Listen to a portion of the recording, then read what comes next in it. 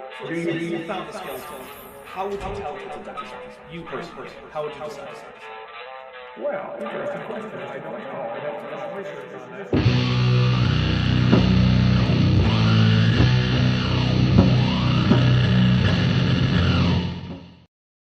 Hey everybody, welcome to Dapper Reacts. I am here, of course, with Vishanti, who is just recently back from a convention. Vishanti, how you doing? Still recovering from con crud, so my voice is kind of shot. Yeah. But it's breaking up all the congestion. I blame the Atlanta air. It never likes me, and all the pollen's trying to kill me, so... You know what is the fastest way to get rid of congestion in my experience? Don't breathe. No. It's just a bunch of horseradish.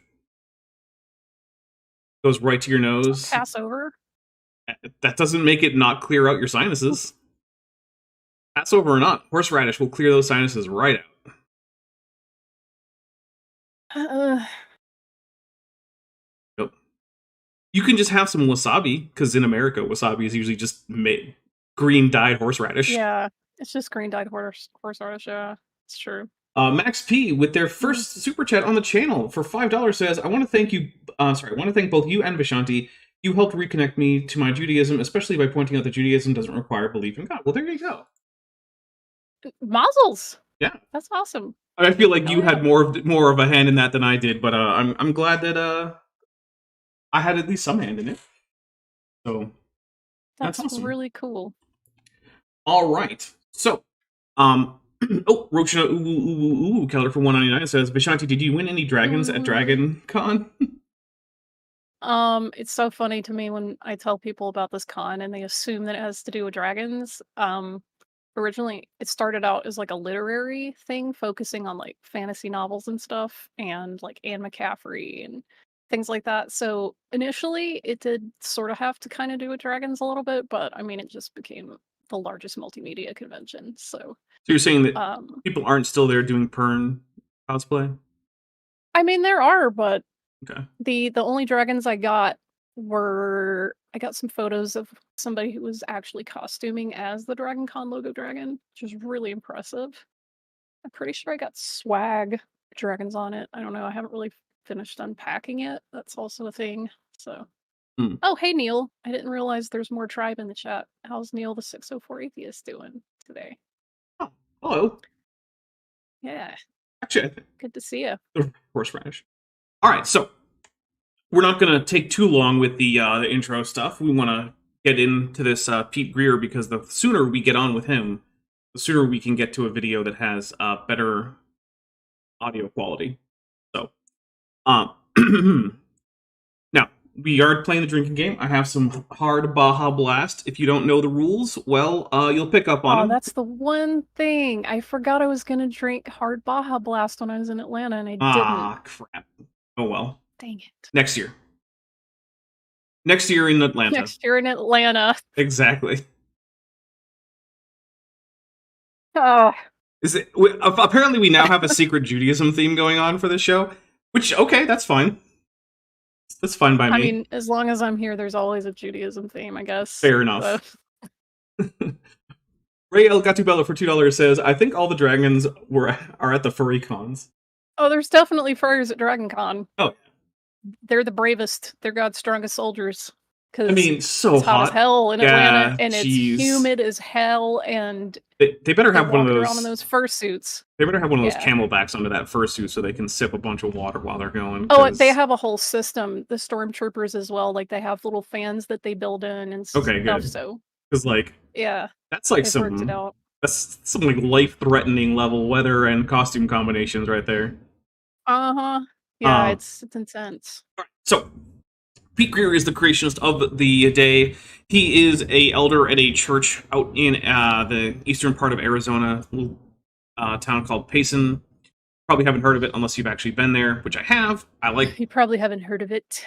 Well, okay, it wasn't an attempt at being hipstery. It's just that it's not a very big or notable city. Although it is nice. I have been there. I did like it. As far as little towns in like the Highlands of Arizona go, it's pretty nice. So the reason we look at him is because he is giving me a window into what people in churches are hearing. Because I feel like most young Earth creationist churches are not like paying for Answers in Genesis or Creation Ministries International to send speakers to their church. Because they don't do that for free. That is expensive. They might say, oh, it's for a quote love offering, but what that really means is we're not going to come back unless you give us enough. So yeah, that's why we take a look at him. He is. I did remember. Oh, okay. I was reminded by my own video that I rewatched that Pete actually has a degree in biology, so he does know better on at least some of these things. Which means I've probably been giving him too much slack. Probably.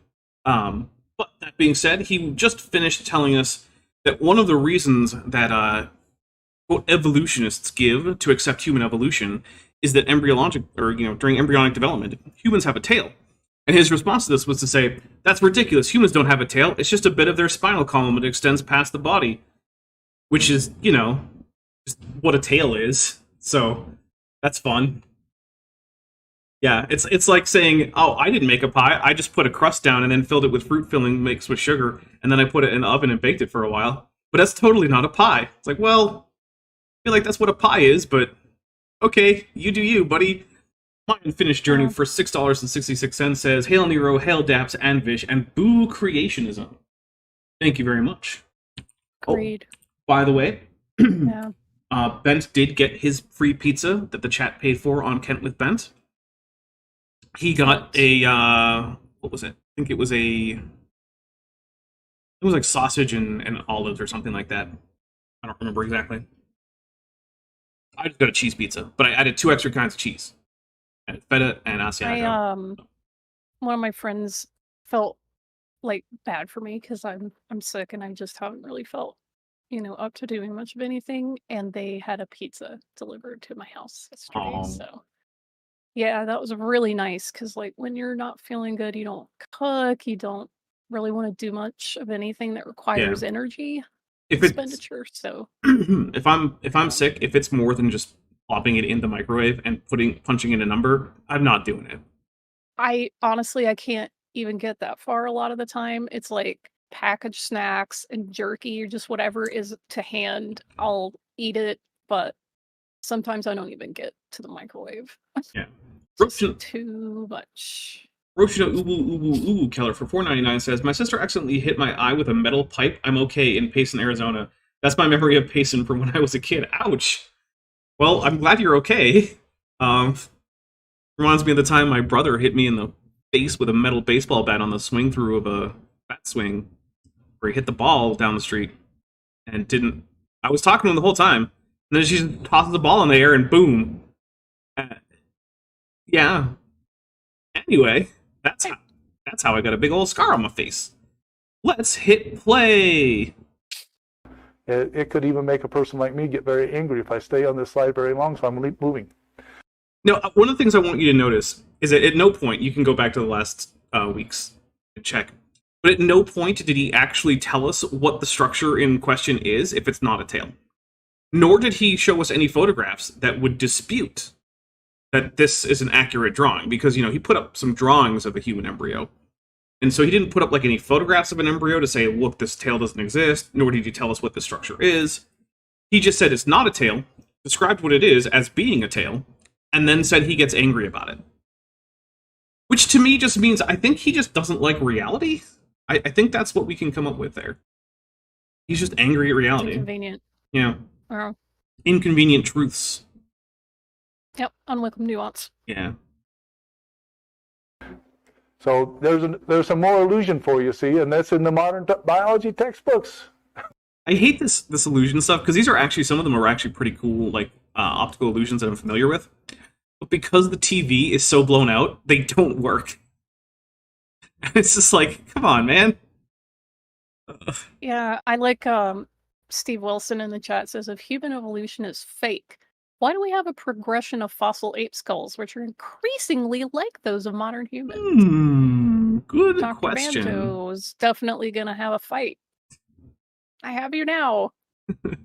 Yeah, it's no matter how many links we have, that just opens up new gaps. And where are the links for that? Okay. The real response to that, for me, is to say, Evolution predicted that there should be some transitional forms. Special creation predicts that there should be no transitional form. Therefore, every single transitional form is a confirmed prediction of evolution, and it disconfirms special creation. So, rather than opening up new gaps that you think we now need to fill, every single time, it should decrease your confidence in your idea. So how do our kids have a chance of knowing the truth with this type of stuff out there? I'm just going to take a drink for the irony there. And also, I'm going to have to take a drink for a Dapper as a professional, because guess who did not actually remember to set up the drink counter so that it could actually increment? Oh. So here's another drink for Dapper as a professional. Okay, now that that's out of the way, here we go. Hopefully, people standing up for the truth, presenting the truth in love, and just showing that there's another way to look at all this stuff. Can you guys here in the room, can you see that thing spinning a little bit? Okay, good. Yeah, but I can't. Because again, it's too washed out. And the thing is, look, these are actually interesting optical illusions because they actually can say something about how the brain interprets motion and how much of your perception of reality is actually constructed in the brain versus just the raw light hitting your retina. And that's interesting. Unfortunately, we can't see it because it's too washed out. It doesn't work. Here's another illusion for you. They put humans in the London Zoo, dress them with very little, so that we'll look more like our ape-like ancestors that don't have any clothes. And they're, of course, picking the ticks and whatever off of each other, because we do that all the time, right? That's what we... No. I mean, you do when you get ticks, man. You think you just leave the ticks in when you get them? The difference in the tick-picking behavior is primarily that humans no longer get lots and lots of ticks because they take precautions about it. But when you do get ticks, you still pick them. Or, I mean, this is just one of those things where it's just like, dude, did you think about this? If humans lived with, like... Okay, there are places where humans live right now where they basically don't wear clothes. They live in a tropical environment, which is like the environment that humans evolved in. And guess what? Pretty sure they get a fair few ectoparasites that they then go and have removed by other members of whatever, society they live in, whether it be a tribal unit, a family unit, whatever, right? That's still a thing. The fact that you, living in an air-conditioned house in the highlands of Arizona, where you cover yourself in clothes most of the time, don't get a lot of ticks, doesn't change any of this. I don't know why that bugs me so much. It's just one of those stupid things where it's like, that's a behavioral difference. There's no biological difference in the tick removal behavior. Just take a drink. They just wanted to portray them as an animal so people would get this mindset that we're just looking at other animals when we're looking at humans. Okay, he has a degree in biology. I can't hear you at all. Oh, there it is. Crypto457 says, how has this man managed to get to adulthood without getting bitten by timber rattlesnakes? For all we know, he hasn't. I mean, rattlesnake bites in the United States, at least, usually are not fatal. They use usually enough antivenin. And also, even then, without antivenin, rattlesnake bites are not always fatal. So it's entirely possible he has been bitten by a rattlesnake.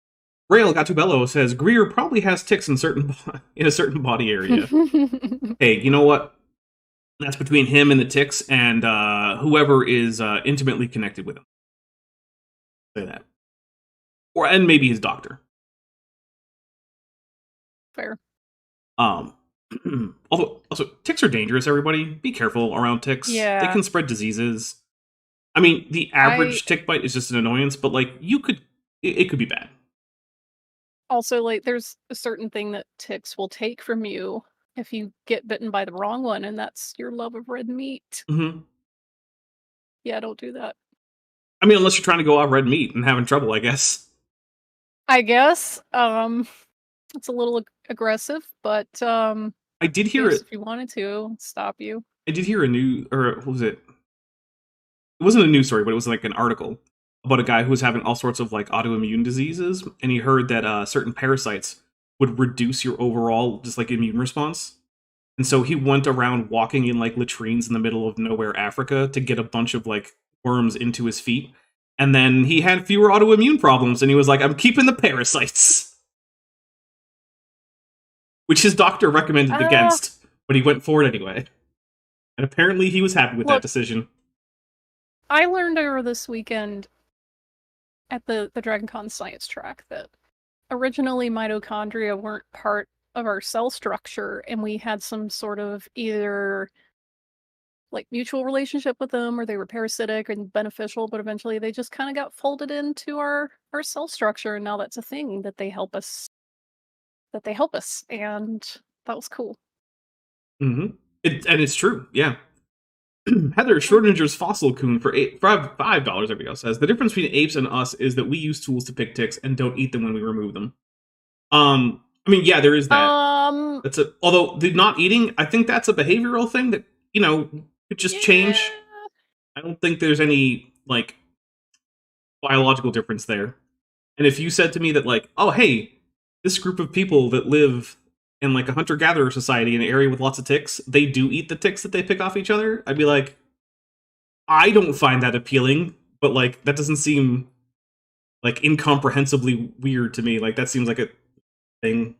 I mean, I know of there's what is it? I think it's Lake Natron over in Africa has a bunch of brine flies, and a lot of the people who live near there, because the brine flies come in like in thick clouds, will catch a bunch of them, turn them into patties, and then cook that over a fire and just eat a fly patty. And I'm like, I don't really want to, but you know what? It turns out humans will eat all sorts of stuff. Roshina Ubu Keller for $4.99 says, also be careful how you pick ticks so they cleanly release. Yes, yeah, you want to get down right where the mouth part is. You do not want them to throw up or be burst or anything like that. Be careful. Be careful out there. Ticks can be dangerous. All right, here we go. So this person at the London Zoo, spokeswoman said, seeing the people in a different environment among other animals teaches members of the public that the human is just another primate. That's her view of humans. Endosymbiosis. Thank you, Narwhal. Oh, I didn't know you were looking for that word. That's what I was thinking about. Yes. Yeah, look, my ADHD brain is already playing on a handicap. And then add the fact that I'm not like 100% health-wise, so that's just making it even more difficult to connect thoughts. Yeah. In a timely fashion. I will say I'm not a big fan of the just thing in there with the whole like humans are just another kind of primate, because I don't see why primates are a just kind of thing. But like Pete seems like his only argument is going to be emotional. Like, you don't think you're just a primate, do you? I don't. Yeah. You don't like the fact that you're like other animals, right? So it's not true. Yeah, it turns out that me not liking things doesn't make them untrue. The Silu... Astounding logic there. The Silu for 26 says, Dap, sent you a pic of kitten watching this with a Godzilla. Well, thank you very much. That sounds adorable, and I will make sure that I check that out. Here's a drink for the Godzilla. Here's Pete. So, Tom Mahoney, who's a chemist and volunteer participant, one of those people in there, said a lot of people think humans are above other animals. When they see humans as animals here, it kind of reminds us that we're not that special. I will join with Pete in disagreeing with that, because I don't think that follows. I think, first of all, being a particular species means that you're in some way special, right? Because if a species weren't special in any way, what that would probably mean is that you haven't actually identified a species. It's actually some other kind of species. Every species that's out there, you can find something special about it, right? Whether it be that it has this particular weird curve on its mandibles, or it has this weird process on its vertebrae, or whatever, right? Humans are special in that they are some of the most cognitively advanced animals out there. They have absurd amounts of endurance. They're highly adaptable to different climates. There's a lot of special things about humans. There's also a lot of special things about anything else. So while humans are another kind of animal, and they are another kind of primate, that doesn't make them not special, and I don't like the idea that we should be saying that, like, humans aren't special because they belong to a larger group of organisms. Similarly, I don't think we should say that those organisms aren't special in their own right because they belong to that big thing. Like, I think gorillas aren't special because they're apes. I would disagree with that. I think gorillas are special. But Wayne Rossi for $4.99 says AIG's logo is an optical illusion. If you stare at the dots for 30 seconds, you can see the back of Richards. Oh, I'll take a drink for that. Thank you very much. All right, here we go. So this is the evolutionary view of humans, which we'll compare to the biblical view in a little while. Singular, because we know that it's only got one opinion on everything. Something that you oh, are you kidding me? It just crashed? And yet people look at that and they think, wow, we do have a lot of resemblances. We must have come from them. So on this one, if... That's all right. I remember where we were. Too much dumb. Yeah, basically my computer rebelled. All right, let me bring that back, unfortunately. My computer was trying to save me, but computer, I opted for this. There's no saving it. So let's see. Could you read the Hollyhock membership chat real quick? Yeah, so Hollyhock, who's been a member for 14 months at the Amnia level, writes, I like how we really focused on ticks and completely ignored our behavior around lice. Yeah. To try to say that we came from animals because we have a tail. Credit where it's due. All right. Oop. So there's another one. Roshina Keller for $1.99. Humans have chins and magnificent butts. I need to take a drink for Dapper as a professional here because I apparently misclicked something. That's weird. Uh-oh. It's not that big of a deal. Okay. But I have now reshared with you, so... Okay, yep, there it is. I see it. And we should be back very... That's... Here we go. We're back. Return of the Bitchmaid timer. Yeah, the Bitchmaid timer was there for a second. So here's a Dapper as a professional. I misclicked. But also... Sal's still bitchmaid, so just periodic reminder. It's true, as DM Wing points out, Sal's still bitchmaid. Look, I don't think that that's going to change. I think that Sal has decided that I am now his enemy, which I don't think is true. I don't consider Sal to be an enemy. I'm gonna cry. Rochna Keller for $1.99 says humans have chins and magnificent butts. I read that one, but that's okay. Humans do have nice butts and chins. Not all chins are magnificent, but I would venture to say that almost all butts. See, it says humans have chins and magnificent butts. So the attribution of magnificent is only for butts. But they do have chins. They do be having chins. It's true. Humans are the only animals with chins. Which is not just the bottom of your jaw, it's the projection out. Booma, who, hello, he says, Dapper's PC. I can't let you do that, Dapper. Sorry, Dapper. I can't let you do that. My computer has become Hal. No. Oh no. It's gonna kill you to preserve its mission. But not until after I teach it Daisy. I'm gonna learn how to sing Daisy first. That's one of the scariest moments in all of cinema. I'm just gonna put that out there. There. Is listening to Daisy wind down slowly. It's just creepy as hell. Also, I love that opening shot where he's jogging around like the perimeter of the habitat module, and they built an entire rotating set that they rotated under him just to do that.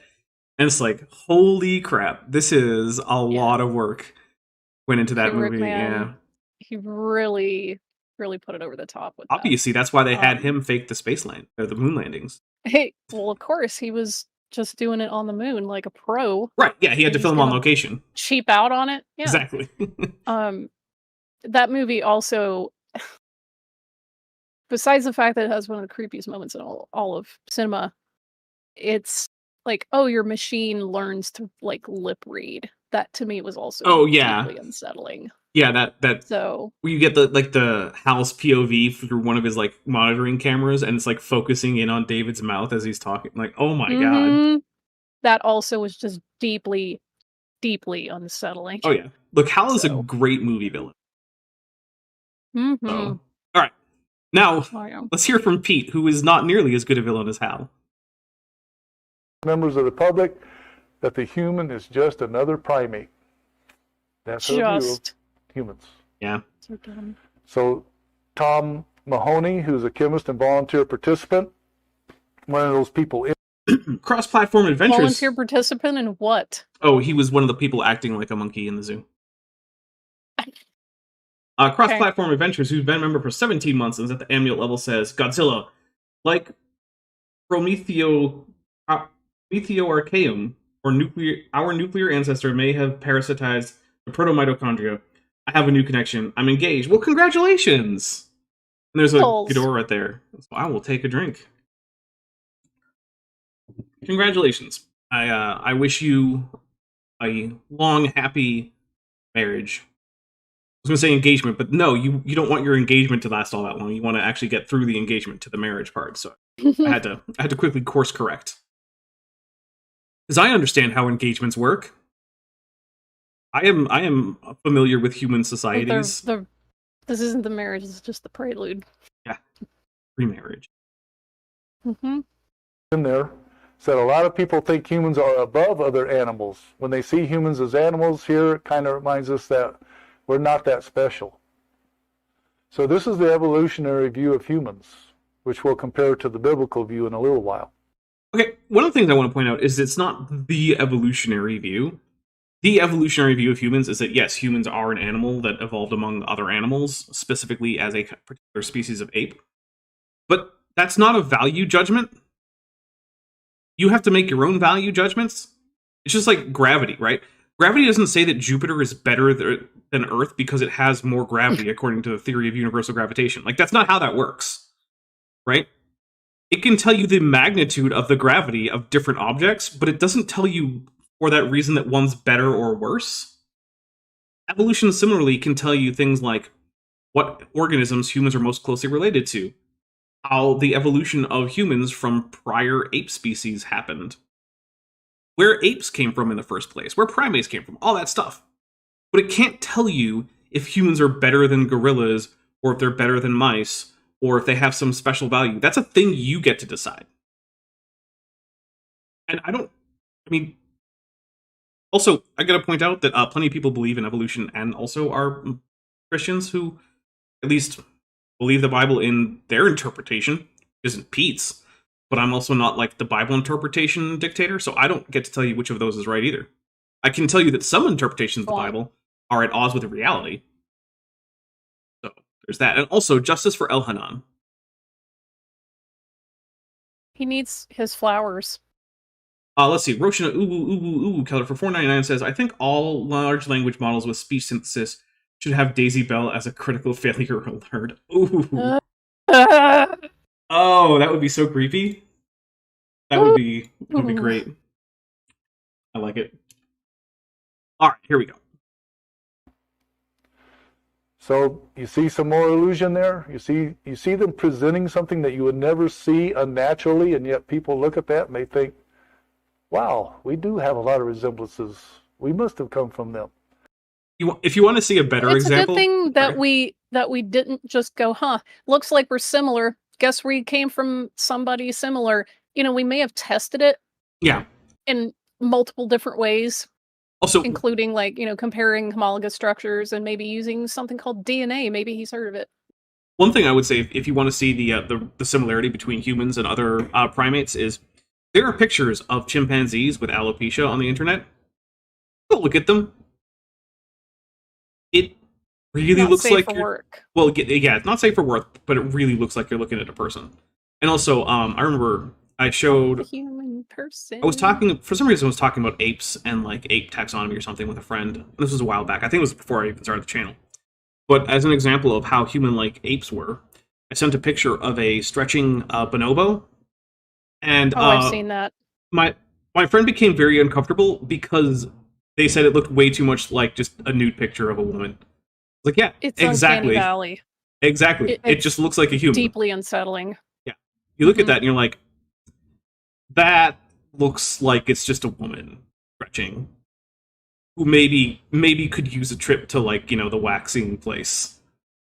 But like, yeah, it's like, oh, that's just a person. Is the immediate impression that your brain gets.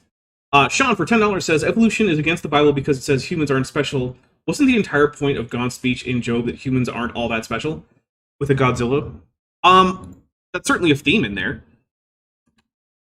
Also, in Ecclesiastes, humans are compared to beasts, pointing out that they are essentially the same as beasts and don't really have any preeminence over them because they both die and go down to the grave the same way. So, yeah, I mean, you can certainly pull from the Bible the idea that humans and other animals share a commonality in that they have the same source for their life, they have the same fate, ultimately, and that basically it's only humans' behavior and you know, their civilizing capacity that in any way puts them above animals, but that fundamentally they're basically the same thing. So yeah, you can very easily get that out of the Bible.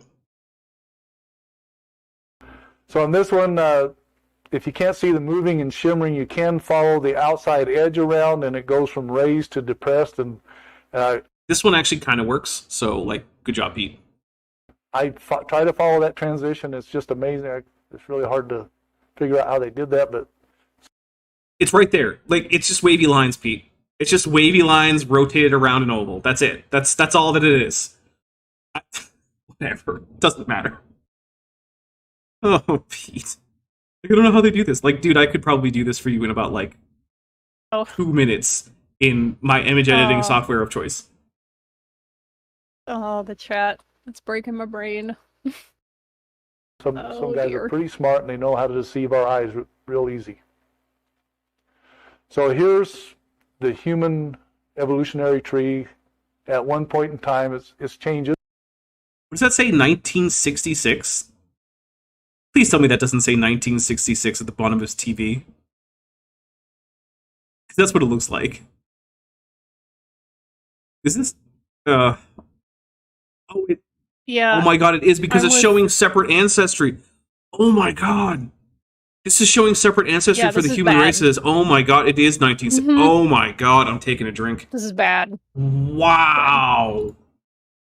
Also, Roger's annoying polystrate eggplant fossils says we're too big to be bacteria and too mobile to be plants.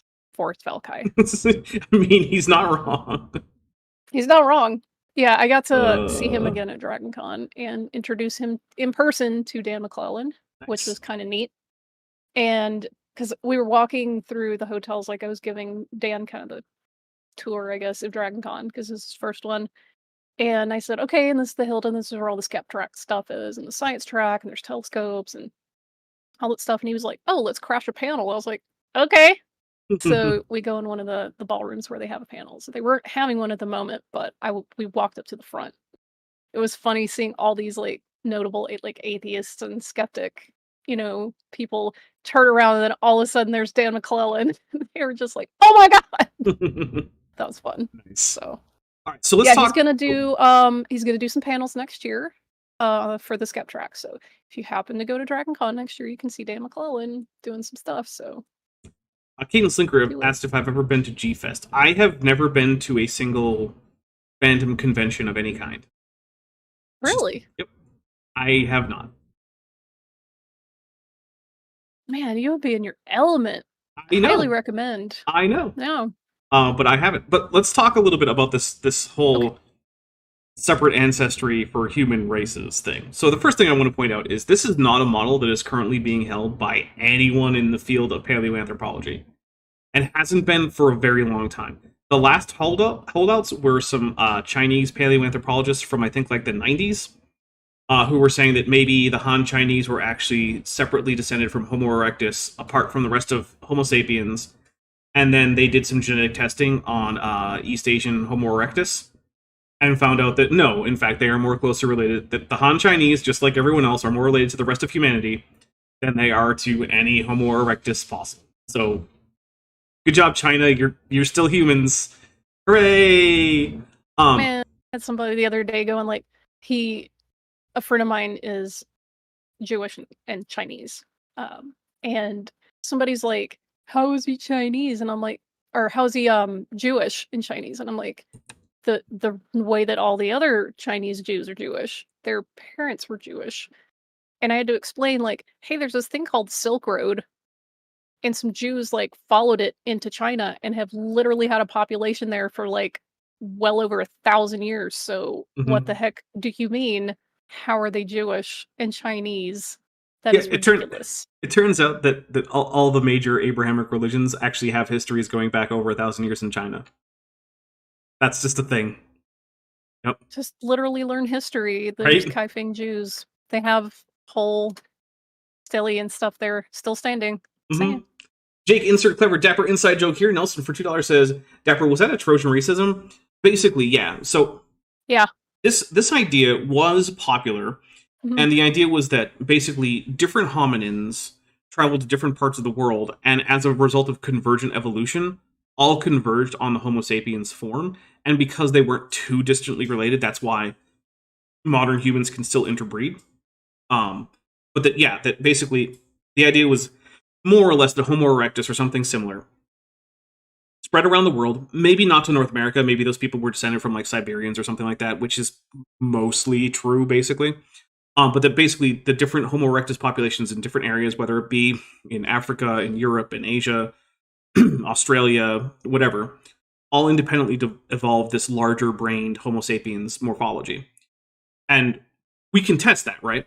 Because what that would mean is if you can extract some proteomic information from Homo erectus, which we can, and then you test that proteome against Homo sapiens proteomes living in the area, if the idea of separate ancestry for humans is correct, then humans should generally be closer in their proteomic data to the Homo erectus found in the location that they're living, or that is ancestral to where their ancestors lived, versus other humans. But it always turns out that all the humans are actually more closely related to each other than they are to anything else, including any of the local Homo erectus fossils.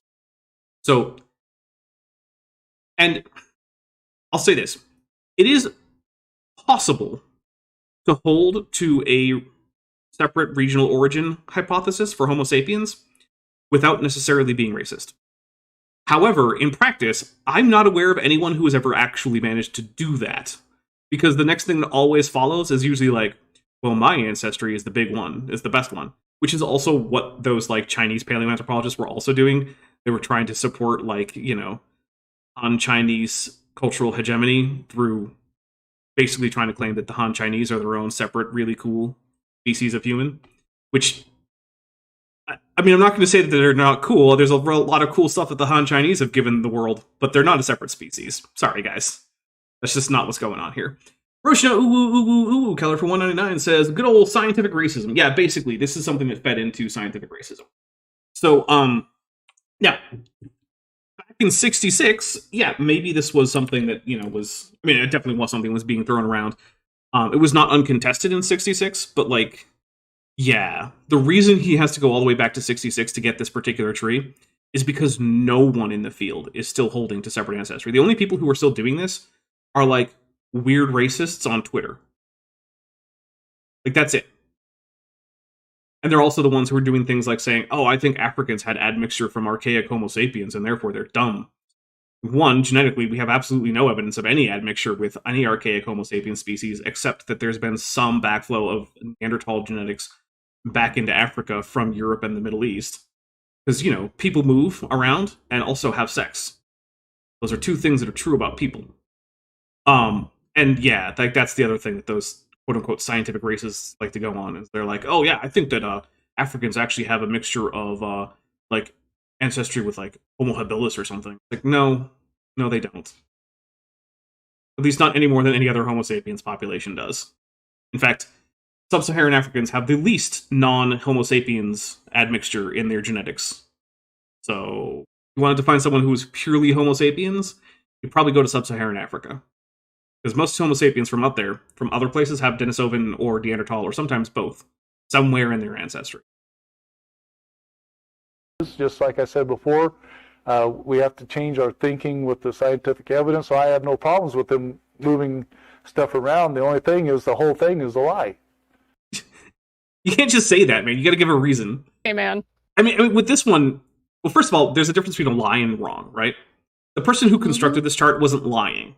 They were wrong, but they weren't lying. And there's a big difference, right? Lying requires intent. Exactly. If you honestly say something that's not true, you might have told a lie, but in doing so, you didn't lie. Because while the claim might itself be a lie, you are not lying and repeating it if you honestly believe that it's true. A lie, for me... It's not a lie if you believe it. Right. For me, a lie is an intentional act done to deceive another person. And that act can also be omission, right? If you leave out information in order to give someone the wrong impression, that's lying. If you tell someone something that is untrue, or that you believe to be untrue in an effort to make them believe the untrue thing, you're lying. This is probably just wrong. Now, it's extremely wrong, and it is unnecessarily giving ammo to race realists, but I don't think it's a lie. Or, sorry, I don't think the person who put this together was lying. It's probably more accurate. Because it shows us coming from that ape-like ancestor, and then... It actually doesn't. You might notice, Pete, that the base of that tree isn't actually labeled at all. And it actually shows different humans coming from different ape ancestors, which is, again, incorrect. Something maybe you should have picked up on. But we just had 5 Dapper Dinosaur memberships gifted by Joshua Geese. Thank you so much. I'm going to take 5 drinks. Here we go. 1, 2, 3, 4, and 5. Thank you so much. Okay. Let's see. Do you think it's possible that Pete just doesn't know how to read this chart? Well, You just cut out the first bit there. I said, I mean, it's possible. Okay. Your noise gate open might be a little bit on the loud side. Well, I'm doing that to muffle the sound of the air conditioner I have running because we're having a heat wave in Southern California right now, and I'm not a fan. Yeah, it was hotter there yesterday than it is here in Arizona, southern Arizona. It was 111 Oof. Fahrenheit. That is not okay. It is not at all. It was not at all that hot. We're not even at 100 here. We're only at 98 Blech. Fahrenheit. Blech. Although I still love it when people are like, "Oh no, England is having a heat wave. It's 26 degrees." I'm like, dude, that's like what my air conditioner is set to. What are you talking about, a heat wave? That's room temperature. Here's the bad thing. It's called the primate tree and the races of modern man, and it presents a racial view of life that we're different races. And here's the unfortunate thing. Some races are more evolved than other races is what they believe. Okay, first of all, that's not what you're showing, Pete. Nothing about that chart says that some of them are more evolved than others, because there aren't levels in evolution. You don't level up. This isn't Pokemon. We're like, oh, I reached level 20, time to evolve. No, that's not... Time out. Oh, sorry. Time out. Hey, chat, specifically Orthosaur. If someone defines themselves as a Christian, they're a Christian. If you don't like their inclusion, too bad. Christianity is really bad at gatekeeping, and we don't do that here. So, yeah. Like, you can say, this is what makes someone a Christian. They've never agreed. Christians have never once in their entire history agreed about what makes a Christian. So you're not going to be the first to do it. You could say that they're not part of my Christian group, which your Christian group may very well have. Actually, I'm pretty sure Orthosaur is Eastern Orthodox, which means it's very easy to tell if someone's Eastern Orthodox or not, right? You can just check and see, did you go through any of the initiation rituals involved? And if no, then you're not. And if yes, then you are, unless you've consciously chosen to not be. But yeah, the broader category of Christianity, I'm sorry, but I reject the claim that any one group of Christians... It's fine that look, if you venerate the Nicene Creed, congratulations, that's great for your group, but again, most Christians don't use that as their metric, so sorry. I mean, I will say, the 2 biggest Christian churches usually use it as one of their metrics, but it's certainly not a universal among Christianity. Look, the thing is that from any perspective other than a sectarian insider view, Christianity is broader than any of the various Christian sects would have it would prefer. It is a very large umbrella. Yeah. And also, part of the problem is that, like religion in general, Christianity isn't really a thing. It's a group of very separate things that are all different. It's mostly defined by what its followers do. So Roshna Uwu Keller says 111 in Phoenix is nice, approximately 7% humidity. Yeah, when it's really not very that humid, is nice. Yeah, it's not that bad.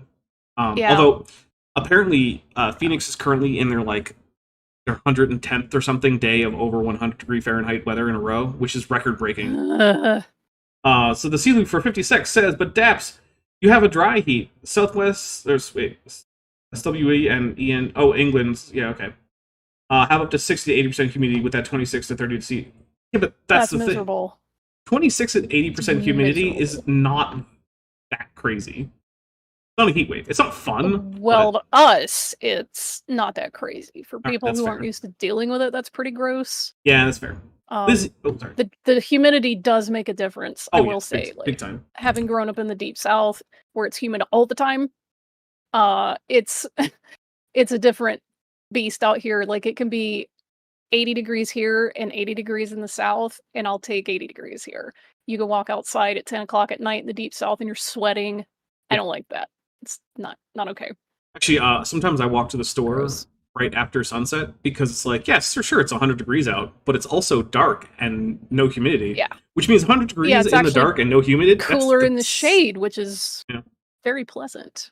Lizzie B, who's been a member for 1 month and is at the Tetrapod level, says, grew up in a house with no AC in LA, don't miss it. Ooh, yeah, no, that doesn't sound fun at all. I have a pool at my apartment, but instead of even going outside of my apartment, I just took a really cold shower. I mean, I just didn't want to go outside. And I've done that. Like the air temperature. Yeah, I've done that. It's like, it's too hot, I'm just taking a cold shower. There you go. Mm-hmm. Yep. Because I normally also want to read a book when I go to the pool.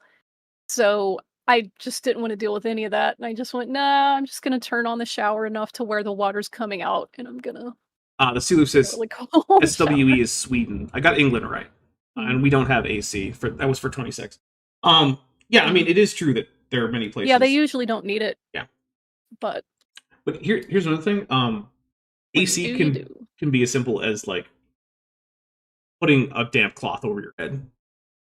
Try that. Now, granted, the more humid it is, the less. And the more humid it is, the less effective it'll be. But it will still cool you off as long as the humidity is below like 100%.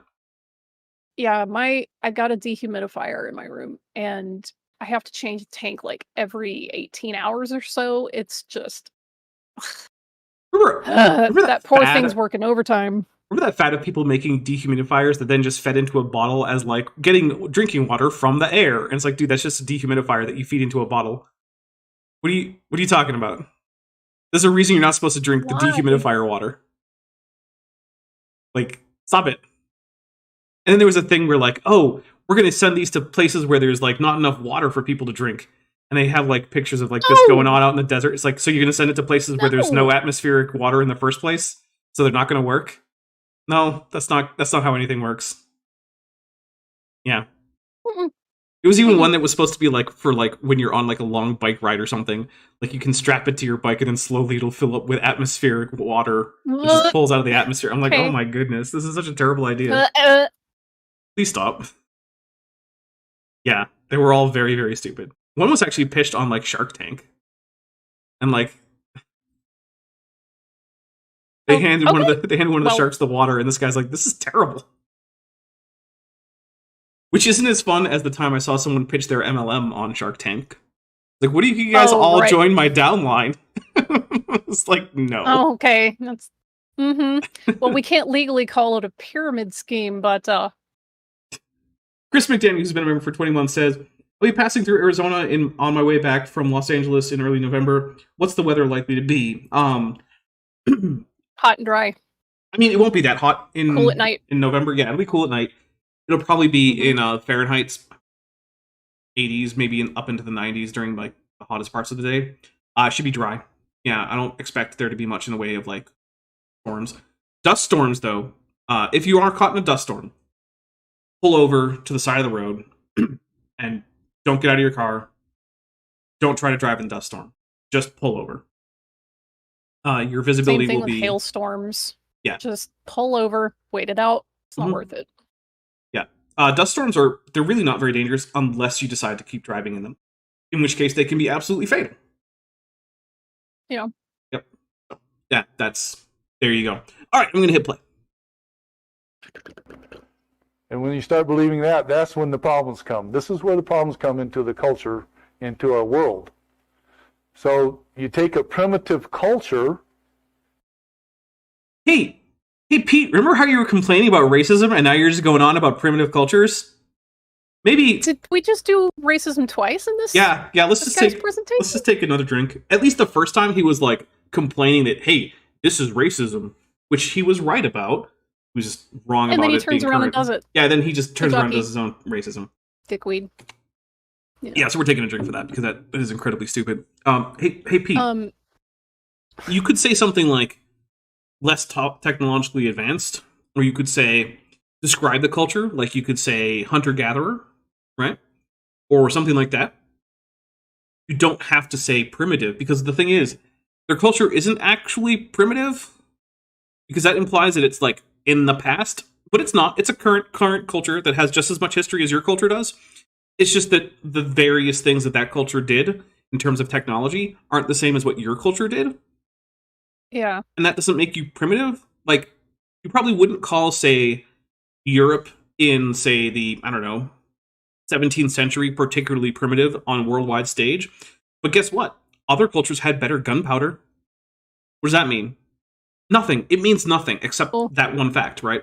The fact that this people's culture doesn't have lots of metalworking and industrialization doesn't make them primitive. It makes them different than you. And yeah, you could argue that they have a lower level of technological achievement. That doesn't make them primitive. Mr. Cliff, who's been a member for 16 months and is at amniote level, says moo. So he's mooing at the racism. Alex Markle says, yeah, there's dust storms here. No thanks. I choose my section of Tornado Alley that actually gets cold in the winter. Look, and Mr. Cliff says for £2. Moo times 2. Thank you very much. So, look, dust storms are really not that bad. Just stay inside. That's it. Once a dust storm is gone, I mean, okay, you might have to sweep up a little bit. Like, it's really not that big a deal as long as you don't do things that are going to get you in trouble, like driving or walking outside and staring at the wind so your eyeballs get blasted. Just go inside. Stop driving. You'll be fine. It's not that big a deal. Also, my blood sugar just took a nosedive, so I'm gonna go downstairs and get some food, like proper food. You know what that means? Soda. It is a perfect time for a quick break because we're right around that time anyway. So we will take a quick intermission. Vishanti, I might come back if you're going to be there for a little bit, getting like food and whatnot. It's not going to take that long. Okay. It's just going to be me throwing something to warm it up in the microwave and then bringing a soda back upstairs. All right, well, in that case, we're going to be on a quick break. I will see you guys on the other side of it. And yeah, here we go.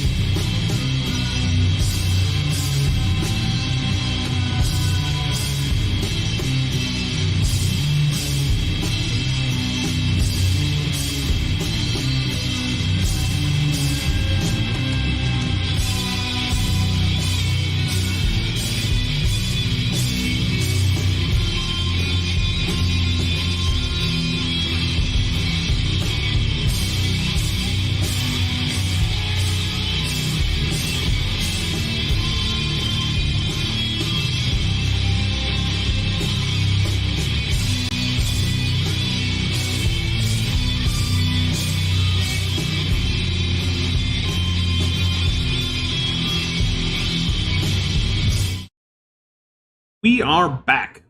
Welcome back, everyone. Thank you for sticking with me. Those of you who did, which is almost everyone. Vishanti is currently off camera while she has a little bit of food.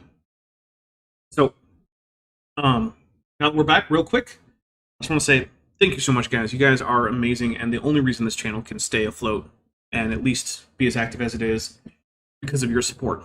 Whether it be pledging on Patreon, joining the channel, super thanks, super stickers, super reacts, all those stuff, gifting memberships. All of that is really important, and it really helps the channel keep afloat. If you are currently not supporting and you would like to, there's a Patreon, there is channel memberships. Both of them give you early access to my scripted videos. They both give you access to, the Discord server that's just for supporters. There are other perks at higher tiers. You can go monthly, starting at $1 on Patreon, $1.99 here on YouTube for the memberships. On Patreon, you can go annual for 15% discount, and it really helps the channel out. If you don't want to do that, or maybe you just want to help the channel out in another way, there's also a merch store right below this video. Also, there's an Amazon wish list linked in the description.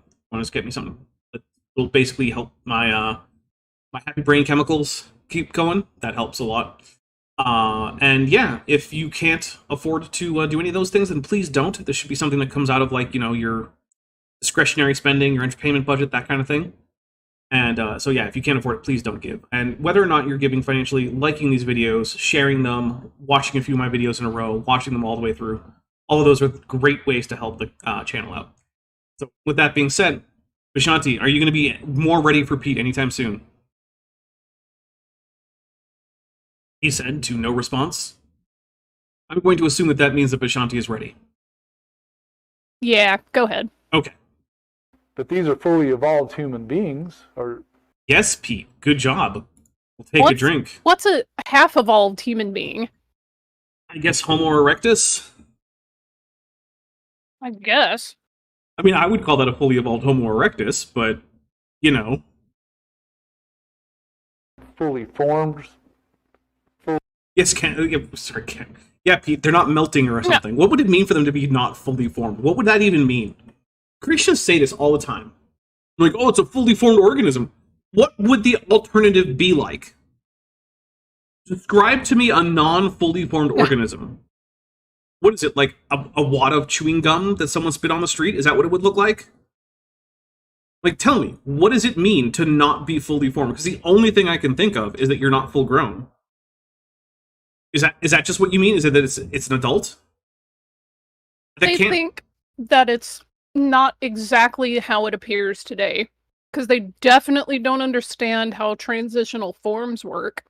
But the thing is, when you point to something that, even when they acknowledge that it has morphological intermediate like conditions, they'll still say things like it's fully formed. In the chat because it's dumb. Yeah, things in the chat seems like a good idea. So all right, I'm going to take a drink because I still have yet to figure out what fully formed even means in this context, and it hurts my brain. And that's one of our drink triggers, is whenever my brain needs to cool off, take a drink. Okay, here we go. Fully human. They're just in a primitive culture. Oh god, take another drink for the racism. Oh my god. So they're called less evolved. That's the difference. Pete, literally no one is making the argument that modern day hunter-gatherers are less evolved. No one is making that argument except for the quote-unquote race realists, who are entirely rejected by both the anthropological and paleoanthropological communities. Rail Gatubello for $2 says, didn't Quasimodo's name mean almost formed? I mean, it seems like it means almost something, but isn't that like Italian or something? I'm not actually sure. Funny. It's a joke. Oh. Quasimodo. Yeah, ha ha ha ha. But what does it actually mean? I don't know. Okay. That's what I hope people can see, is that these people are people. And I'll show you the Human Genome Project. Pete, you realize that the Human Genome Project was completed and primarily done by people who accept biology and evolutionary theory, right? They're the ones who came out and said, yeah, so human races, that's not a real thing. There's no biological races within humanity. Races are entirely socially constructed. One of the ways you can tell is that different people groups have switched which racial category they count as. And some people groups today still kind of move in and out of racial categories. For instance, hey, are Irish people white? Nowadays, pretty much everyone says... Depends on what year it is. Yeah, nowadays, pretty much everyone says yes. That wasn't very true just, say, 150 years ago, where they were very much not white. Or for the Italians. Yeah, or for the Italians, yeah. You know who were considered white on the... And I have proof because this is on the U.S. Census from, like, the 30s. Mexicans. Yeah, there's that. My grandparents and my great-grandparents are as brown as they come, and they were listed as white on the census, so... Also, Jews. Mm-hmm. That depends on year and person as to whether or not they actually count as white. Because races are socially constructed. And the people who pointed that out the most clearly were the evolutionary biologists who were looking at human evolution. Because the idea of human races, right? That's the idea that basically human genetics comes in certain clusters, which more or less will correspond reasonably well to the things that humans have identified as races, and that those groups will be more related to each other and have certain genetic characteristics within that group that are not continuous with other groups. But that's not what it turns out is the case. Human diversity is continuous across the planet, and there are no particular groups where large sections of that group are more closely related to that one group than the other groups. Instead, what actually happens is the farther away you are from Africa, the more likely you are to be very, very, very closely related to your neighbors. Which is not the same thing. In fact, there are groups in Africa that are more closely related to all non-African Homo sapiens than they are to most other African Homo sapiens. So the whole idea of human races being a real thing, in terms of biology, has been put to bed by evolutionary biology, not by Christians. Or I guess, okay, not by Christianity. I can't say that it wasn't by Christians because I have no idea what the religious affiliation of the people were who did any of this, right? So maybe by Christians. I don't know. It was almost certainly at least in part by Christians, but not by Christianity, not by creationism, not by a belief in the Imago Dei. No, it was evolutionary biology and genetic data. All right, we got a few things here. Let's see. Mobular 666 Ryu for 499 says, clearly manta rays are not fully formed because though they are fish, they sure as hell look like a devil. Yeah, maybe. Jake, insert clever Dapper inside joke here. Nelson for $2 says, Quasimodo equals half-formed. Okay. And Rail got to Bella for $2 says, and the HG project, Human Genome, was led by Francis Collins. Yes, but good point. Who is in fact a Christian. So yeah, I guess I can't say it wasn't Christians, because it was led by a Christian. So, sorry, Christians. Didn't mean to unintentionally, uninclude you from things you absolutely worked on. Sure, he'll recover. Yeah, I'm sure you'll be fine. I'm sure Francis Collins has absolutely no concern about the fact that I just did that. He'll be fine. Yeah. Although, man, he gets a lot of crap from other Christians sometimes. Usually I bet. The Pete kind, right? Mm-hmm. Yeah, which is... It's kind of hard to watch. It's like, oh man, that sucks. It reminds me of when... It's okay. Sometimes it be your own people. Yeah. Cats and strays. So. It reminds me of when Cindy Lincoln was going on various places being interviewed and pointing out that the people who actually treated her well were primarily atheists, and that the other Christians that she knew of basically were just pretending she didn't exist. Like, yeah, that's rough and not okay. Uh-huh. And hey, you know what? To give props to Sal, he was not doing that. He was, in fact, treating her well and being a friend to her, and is still doing so. So, you know what? Good job, Sal. I'm not going to... Yeah, credit where it's due, and you absolutely deserve that credit, because Sal stepped up in a way very few other Christians did to help out Cindy. I appreciate that. Funny and I know how Cindy selective does. he is with that behavior, though. Hey. Sometimes Sal thinks I'm a Christian, sometimes he doesn't, so I guess maybe that's why I don't always get that treatment. But yeah, I've definitely heard Sal say, I think Dapper's a Christian. I'm like, well, hey, maybe. All right, man. Think whatever you want. Yeah, basically. I'm happy for you to think I'm a Christian. I'm happy for you to think I'm not one. It doesn't matter to me. Just like when that weird Tasmanian guy, his best insult for me was like, I bet Dapper's gay. I'm like, okay, if you want to think I'm gay, I don't care. Whatever. Doesn't matter. I'm like, oh no, you called me gay. Oh no, how will I recover? How will I survive? Here's the real question. How many men do I have to have sex with before evolution is false? Oh, there's no number? Interesting. Oh, okay. Astomobula How about that? Mobular equals 666 reading for 199 says, fun fact, race is just as real as God is. I suppose, assuming that God doesn't actually exist as an objective phenomenon outside of, social construction, that's true. But yeah, race is real in the same way that English is real, right? English is a language. It absolutely exists. People absolutely use it. It is useful for certain things that people want to do. And race is like that, right? It is socially constructed. It does not objectively exist as part of the universe. But that doesn't mean we can pretend that it's not there, right? So I do want to point out that my pointing out that races are not an objective biological reality is not the same thing as advocating that you simply ignore racism, the historical divisions between races, the historical injustices that echo down to today. That's not an excuse for any of those things. You should, in fact, take those things into account and still recognize that it is a silly social construct. Yep. Verified that. The danger of evolutionary. That's from the Chick Tract. That's literally from the Chick Tract. Oh my god. Oh, I'm taking a drink. That's amazing. Oh, wow. Just straight up ripping an image off the Chick Tract about human evolution. Who's Your Daddy? It's from Who's Your Daddy? God. The Chick Tract that I think in part was written by Kent Hovind. Mm-hmm. Rochina ooh, Keller from 199 says, French isn't real. It can't hurt me. Well, it is and it isn't. Ultra French can. Oh yeah, Ultra French can absolutely hurt you.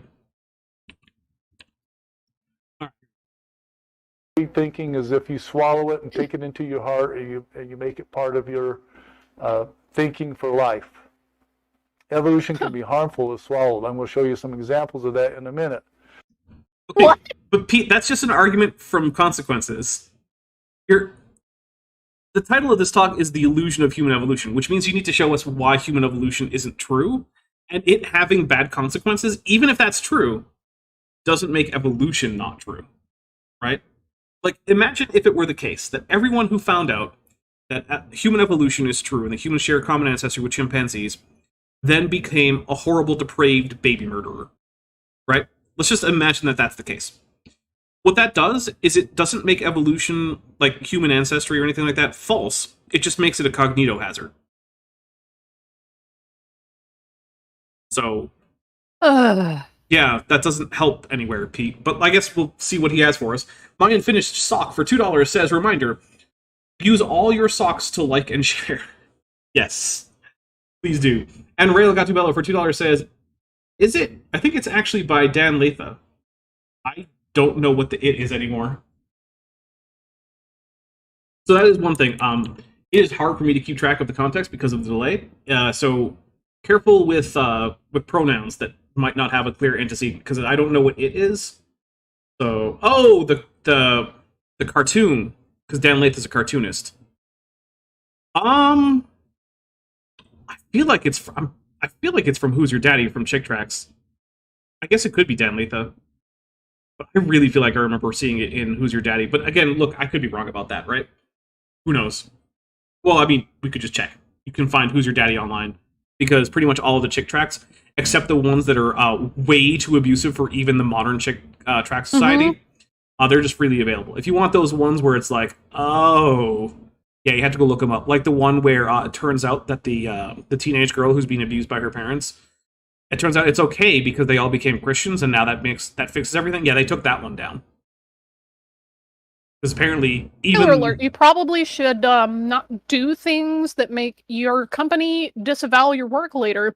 Yeah. It turns out that even the modern, like, Chick Tract group, they were like, maybe saying that, CA is fine as long as everyone becomes Christian afterwards was a bad take. Maybe that doesn't actually fix it. Like, yeah. Yikes. Yeah. Jack Chick was certainly a guy. And to be fair, most of the Christians I've met were not big fans of some of those comics. So, yeah. Good. I know plenty of Christians who were like, yeah, no, that's totally not an okay thing. Like, yeah. I'm not telling you, that you shouldn't convert to Christianity or something, but it doesn't erase anything horrible that you did to your family members. So, yeah. And it certainly doesn't fix all the emotional damage that you cause to those people, even if they forgive you. Goop23 for $5 says, Dapper out here complaining about pronouns. Joke. This is a joke. This is a joke. Look, there are things to complain about when it comes to pronouns. It's just not having them in your bio so that people know which ones to use. His complaint is not having a really clear antecedent. Yeah. Actually, I don't have pronouns in my bio because I don't actually really care which ones you use. Most people use masculine pronouns, but if you decide to just start calling me she, I'm not, like, I don't care. It doesn't, like, I have so many more things that are more important to me than what you choose to refer to me as. Because for me, it's not important. I understand why it's important to other people, and they should not be in any way felt to be diminished for that reason. It's just not important to me. When I taught homeschoolers, I wanted them to know about evolution because it's the scientific consensus, and even if you disagree with it, it's important to have an idea of what the scientific consensus is. Fair enough. Yep. I wanted them to be able to give an account of what they believed. Do you mean you wanted them to be able to counter evolution? Because just give an account sounds like you just wanted them to be able to articulate what they believed, which doesn't require you teaching them evolution. See, like the phrasing is weird. Yeah. Noronda puts for $2. Not there. Noronda puts for $2 says, Miss Dapper is best boy. Thank you. Mobular 666 review for $1.99 says, Dapper's gone anti-woke? Dapper's gone anti-woke. Yes. Joke. Yes. Me telling you that I don't particularly care that much how you refer to me via pronouns is in fact me saying we got to get rid of all the SJWs and the DEIs. What about honorifics? I refuse to be referred to as anything that is more familiar than some. So you can't no Dapper Kun, no Dapper Chan, Dapper San. Well, Alex Markel called you Dapper Chan. Oh, unacceptable. Cancelled. Josh Dapper Sama. Yes, Dapper Sama is fine. That works. Dapper Sensei, Dapper Senpai, all of these are fine. Joshua Geese for $5 says, they missed an opportunity to call chick tracks chicklets. Chicklets. I feel like they might have gotten sued if they had done that. Because I think the chicklets are an older brand. But, yeah. All right, here we go. So evolution is harmful if you swallow it, but I told them I want you to know about it. It stays up here. But what you know about God, that's what's in your heart. It doesn't matter if you have a hard time accepting it. That doesn't make it true or not true. Yeah, there is that too. Also, it also doesn't make it not consensus just because you don't like it. This is an editing thing for whoever edited this, who's almost certainly not going to watch, but whatever. You don't need to fade down the volume way before your page curl transition. You can do it like concurrent with just the page curl transition effect. So that way he doesn't just weirdly get quieter for no reason. And also, turning him down in post doesn't fix the clipping. Because the clipping just means that some of the information is just gone. So when you turn it down, it still sounds terrible. It's just quieter. So you once you're clipping, that's it. You can't fix clipping in post. Right? Because that data is just not there. So that's why it's important to try not to clip in your original recording.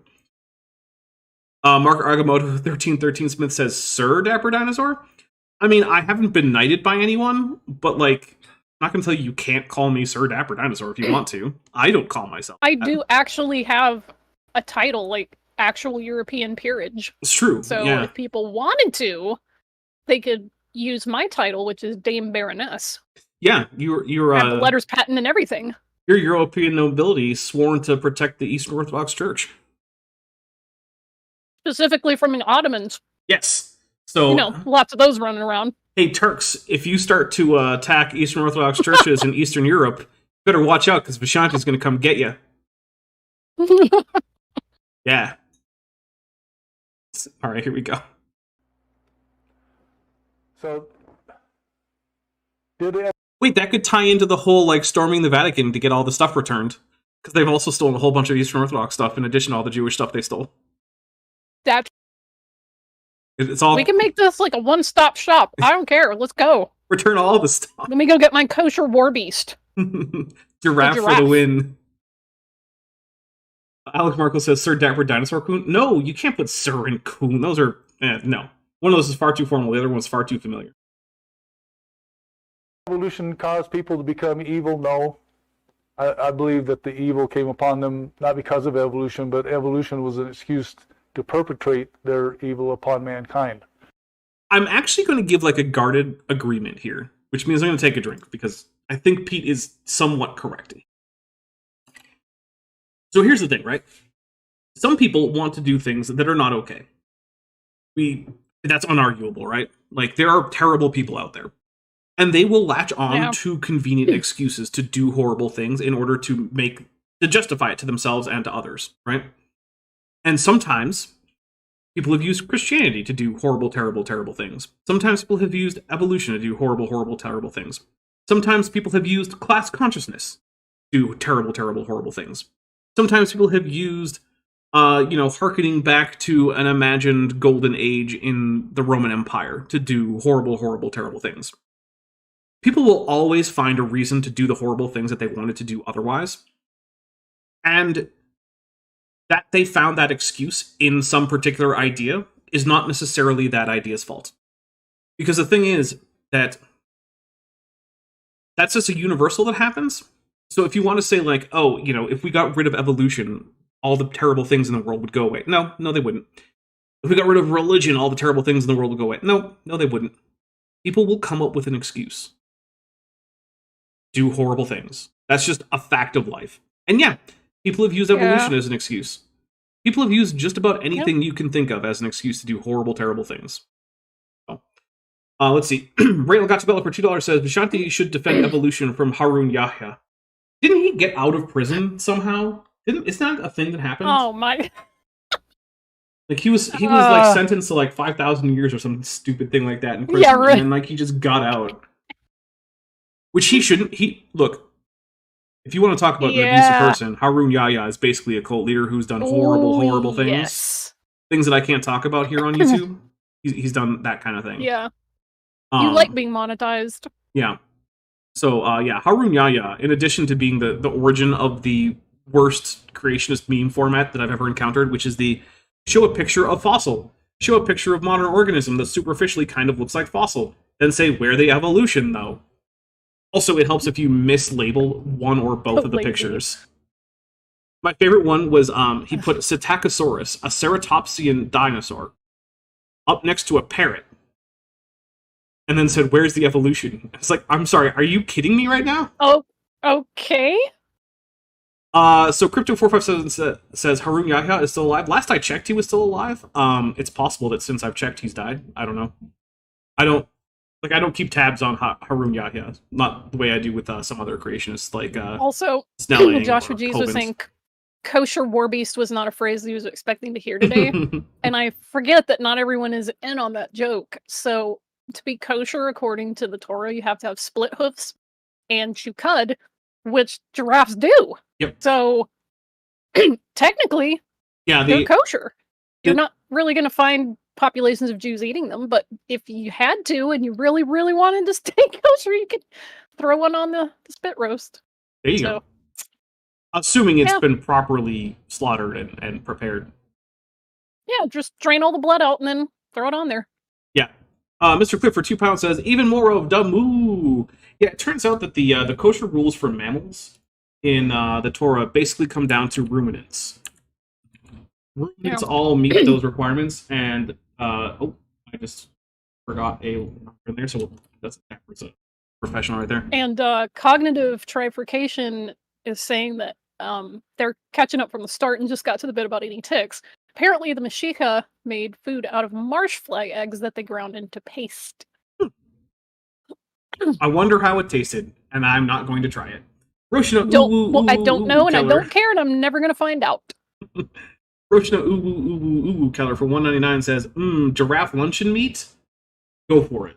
As long as you're not, go for it. Stealing a giraffe or something. Listen, the reaction that I've gotten from rabbis when I, kind of remind them that, hey, giraffes are technically kosher is, yeah, but you're really not gonna find anybody eating them. Yeah. I mean, what about deer, though? They're kosher. What about them? I mean, are there like yeah, I mean, venison? They're just essentially really long-necked deer, Yeah. No, I'm saying like, are there populations? not? Are there Jewish populations eating venison? I mean, yeah. Because I know I that mean, look, there's Jewish populations eating almost every food that you can imagine because not all of them keep like fair. rabbinically kosher. So Although virtually none Yeah. of them hunt. There's like basically no hunting culture in like any Jewish population. I mean, I guess it would have to be very regionally isolated. Yeah. But at least Um, in the Levant, it wasn't really necessary Yeah. because all the kosher animals were domesticated. So And in most of Europe, it was largely illegal. yeah, Only people allowed to hunt are the landowners, aka the nobility. yep, and they didn't often own land. No, they did not. No, they did not. Oh, sorry. And yes, I agree, Genesis Kitty. Deers are yummy. Deer sausage is one of the most delicious things I've ever eaten on a biscuit, and I love it. Heather Schrodinger's Fossil Coon for $5 says, Harun Yahya, the man who can't tell an insect from a fishing fly. That's right. He put up as one of his Yes. examples an actual fishing lure. I forgot about that. That was so amazing. Where's the evolution? That's It's like, incredible. dude, that's rubber and silicone. What are you talking about? All right, I'm going to hit play. Harun Yahya. So I'd like to make that distinction because I don't think evolution makes people evil. We all have a propensity for evil unless we have the light of the Lord in our life. Oh my god. You came so close to saying my something. man. Okay, I'm going to take a drink. Here's the thing. Pete, Christians have done all sorts of evil things all throughout history. Well, I guess until, not before the start of Christianity, but you know what I mean. All throughout Christian history. Really? All throughout Christian history, there have been Time Christians. traveling. Right. No, that's only the Jews, because they have to try and travel back in time to Atlantis. So they can. We're the only ones that have time travel powers. Yeah. Initiate splinter sequence. So, and look, you can know true Scotsmen, like those Christians, I guess, but the thing is that just means that you're basically just pretending that they don't count, even though there's no objective way that you can exclude them in any realistic way. There have always been Christians doing terrible things, right? Dapper. I just had an amazing thought. Mhm. So the chat is talking about like vampires and like Jews and different cultures like cohabiting, and I just realized the perfect symbiotic relationship would be Jews and vampires because they would drain all the blood from something and we Okay. would be able to cook it. All right. Like this is a whole industry we've overlooked. Like you want perfectly drained of blood meat, come see us. Well, I think we know what Vishanti's next Vampire Chronicle is going to be about. Yeah! This is gonna be the cottage industry that I set up. It's so niche. I love it. Mr. Cliff for £2 Oh says, my god. grilled giraffe neck, plus a very long baguette. Yes. A very long baguette. Very, very long baguette. And Mile long subs. Roshna Ooh Keller says, now I'm imagining Jewish jambalaya. You can make jambalaya. I mean, even though you're not using like andouille, you could use like a I guess vegan version of that, or you could substitute a different meat with the same spices. It Yeah. would get really close. So I'm telling you, like, and I learned this from Justin Wilson, the Cajun cook. You don't cook it and eat it that day. You leave it in the fridge overnight so it marinates, and then you heat it up the next day. Yeah. That's how you get proper jambalaya and gumbo. Like, Yeah, those are a lot of flavors that benefit from resting for a day or so. Oh yeah.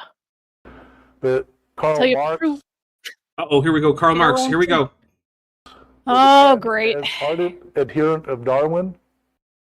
See, I hear that. How do we know that Marx cared anything about Darwin? Well, we do know he cared a little bit about Darwin because he did send him a copy of Das Kapital in German for free. I mean, to be fair, Karl Marx sent a lot of people Das Kapital. True, but in order to send someone a copy, he has to at least be aware of someone and think that this is someone who should read his book, which is a little bit of care, right? It's a little bit. He also really wanted Das Kapital to take off, so I mean, I'm not going to blame him. Oh, no, I'm not blaming him either. But like saying that he was an ardent adherent of Darwin's ideas is not something you can realistically pull out of any of Marx's work that I'm aware of. He was, into like politics and societal stuff and structures of economy. I wouldn't say that you could be a devotee outside of your field, but okay. Yeah.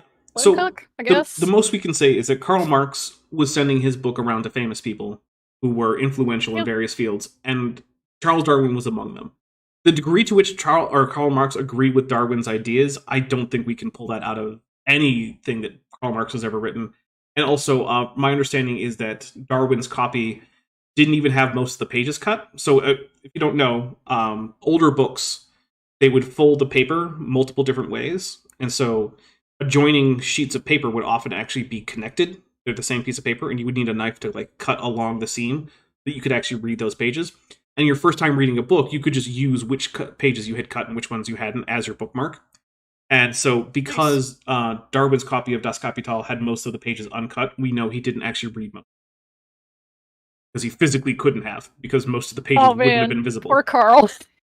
Yeah, I mean, sorry, Carl, but I'm sure Sending your friends your book and you're like, hey, read this, I'm super proud of it. And Charles gets through like a few pages, is like, no, I'm good. Well, that's the other thing, is they weren't friends. They don't have any reason to think they were friends. No. So, yeah, like, and the other thing is, we know that later Marxists, especially in the Soviet Union, rejected Darwin, explicitly so.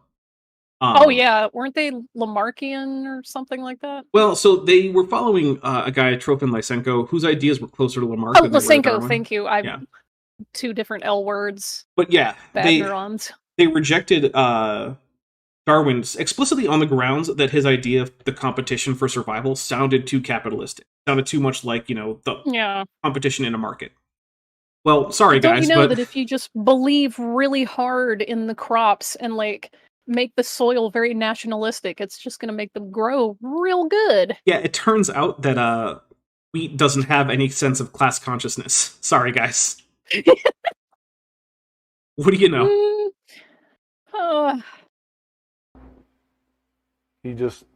We know his history of murdering millions of people, a communist. I'm sorry, Marx didn't murder... Karl Marx murder a bunch of people? Excuse me? I'm taking a drink. What? Look, Pete, if you want to say that Karl Marx murdered millions of people because regimes that were built explicitly on his ideas murdered millions of people, I'm going to have to point you to, like, basically every attempted genocide, pogrom, or crusade committed by Christian countries and say that, therefore, Jesus murdered all those people. I don't think that's fair. I don't think it's reasonable to say that Jesus murdered those people. He wouldn't like that at all. Right, he wouldn't, and I don't either. Right? I don't think it's fair to say that Jesus murdered the people who were killed in the Crusades. That seems stupid to me. Similarly, though, you can't say Karl Marx killed all the people who, like, say, starved during the Holodomor. Right? Because he didn't. What? It sure was a thing he said. Yeah. Karl Marx didn't say, and furthermore, make sure that you steal all the grain from the Ukraine and give it to people in Russia. That's just not in there. I mean, to be fair... And make sure you tell people that it didn't happen later. Yeah, make sure you cover it up. That's right there. That's right in, like, chapter 4 of Das Kapital. In fact, it's a major starving the Ukrainians is basically what the conquest of bread. Chapter. That's actually what it's all about. The chapter title is "Keep This on the DL, guys." Yeah, the conquest of bread is actually just about starving Ukraine. That's all. That's what it's about. That's why it has that title, the conquest of bread. Yep. Oh my god. Leader Leon Trotsky. Darwin's ideas intoxicate me. Did he? I know I shouldn't. You know what? I'm not even going to say that. I was going to say, like, called him Trotsky and not Trotsky. I thought he said Trotsky, but I'm. Goop23 for $5 I might have says. just misheard it. Goop23 for $5 says, "Are you telling me that rejecting evolution on ideological grounds didn't work out? Say it ain't so." Yeah, it turns out. Yeah, if you ignore evolution in terms of your agriculture, and instead decide that plants have class consciousness, yeah, it doesn't work out. Weirdly enough, if you can believe it. Maybe fungi do. Yeah, maybe. Out of the whole, like, personally, I miss the utopian socialists who said things that, like, the ocean will become as sweet as lemonade when we create the new socialist order. What kind of lemonade are you making that's sweet? And that your lemonade isn't sweet. It shouldn't be that sweet. It should be a it's lot made sweeter than the from, ocean. like, lemons. It should be, yeah, and a lot Well, of sugar. the ocean's like super salty. That's a completely different flavor. Why are we talking about this? Anyway, carry on. And also, that birds would pluck themselves and jump into the oven in the socialist Sure. utopia, and that people would be able to Sure. ride lions like horses because they would be docile. And Oh. that it's only human inequity and like classes that keep us from drinking ocean water and keep birds from killing themselves to feed us and keep lions being mean. If humans just got along better, all Sure. those things would just change. It's like, oh, utopian socialists, you were so much fun. Okay. Yeah. That's why Marx is called a scientific socialist, because he didn't think that the very fabric of reality would change if, like, class inequality went away. He was like, no, I think the ocean will just stay salty. I'm super surprised that, like, more evangelical Christians that latch onto that, because that's exactly what they think that, the post-apocalypse going to be. It's like during the millennial reign, because the wolf lies down with the lamb, and, Yeah. all the trees are sprouting all this delicious sweet fruit, and it's a land of milk and like, that tracks exactly with what they think. So why didn't they pick up on that? I They don't would know. have had a perfect, like, system to go along with it. Jeez. I don't know. Man, Joseph Stalin. what an elf. His friend said that Stalin became an atheist after reading about Darwin. Okay. Who cares? Is Joseph Stalin a scientist? Also, notice that wasn't Joseph Stalin who said that. That was some guy who claimed to be his childhood friend. Because I Claimed looked to into be. this. Yeah. There's no actual evidence that this is true. Well, I heard from this guy who Yeah. knew a guy. It's like, basically some guy showed up one day and was like, hey, I knew Stalin as a kid.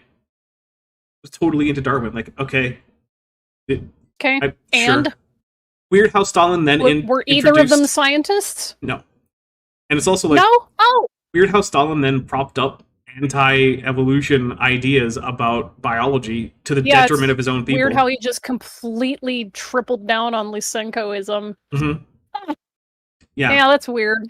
And look, it's unwelcome nuance. maybe Stalin did become an atheist or a Marxist or something after reading Darwin. That seems weird. I would think that would happen after reading Marx. But hey, I don't know. I'm not Stalin. But again, someone becoming an atheist doesn't make evolution untrue. True. And it also doesn't change the fact that in practice, he was against Darwin. Roshna That's Keller, unwelcome nuance. 499 says, the Earth will become a socialist utopia after the Second Coming. I mean, arguably, that is sort of the eschatological idea of at least some branches of Christianity, is that the Parousia is going to bring in what would be identified, at least by the sort of romantic socialists, as No as their war, utopia. no aggressive animals, people living in peace, having plenty of food, and all that good stuff. But see, don't call it socialism, because that's a bad word. Like when you read about Christians in the New Testament times sharing all their possessions and no one going hungry because everybody shared stuff, don't call that socialism, because that's bad. Yeah. You just In should fact, call it sharing. there was even a whole discussion about how to make sure that like everyone gets equitably fed from the common provisions, and there was like a whole group of people were set aside as deacons in order to help facilitate this proper distribution of the collective food of the group, especially to the orphans and widows. But again, don't call it socialism, because that's bad and evil. Although, to be fair, even the Christians who are the most against socialism do have a tendency to do things like donate to food. So, Yeah, but again, just don't call it socialism, because that's evil. In 1940, Adolf Hitler formed his drink. Freaking A! Ugh. You knew it was Come coming. up with one original idea, guy. You knew it was coming. We have to blame every bad guy of the 20th century on evolution, despite the fact that Hitler was in fact a creationist who believed that different groups of humans were separate creations from some kind of deistic-y kind of god. Because Hey, Dapper, remind me just real quick. What did the inscription on the belt buckles for that NSDAP regime say?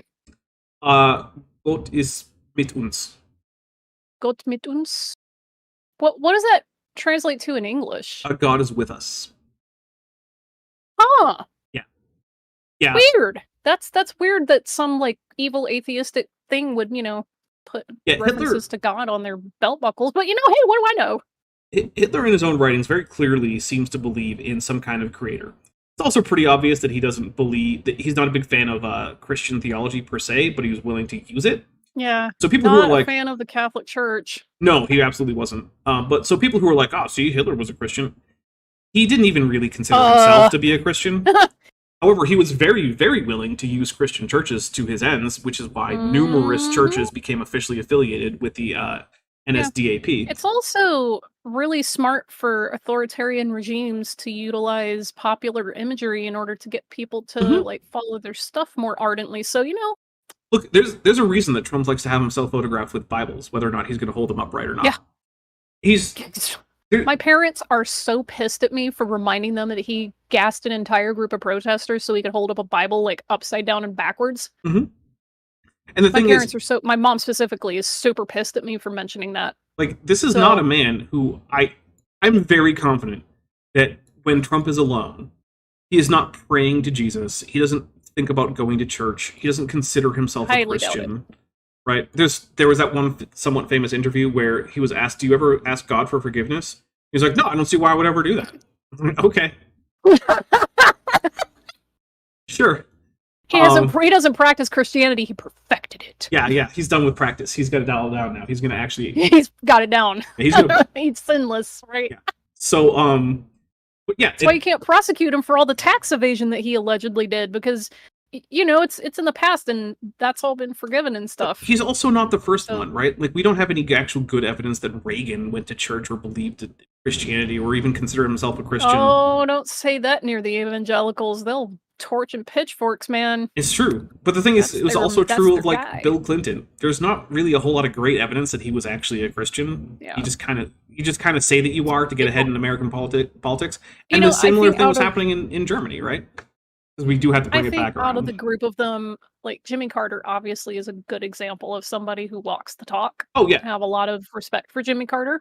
This guy's like, dude, he's literally like however old and his health is failing and he's still out there building houses. Like, that dude is a legit.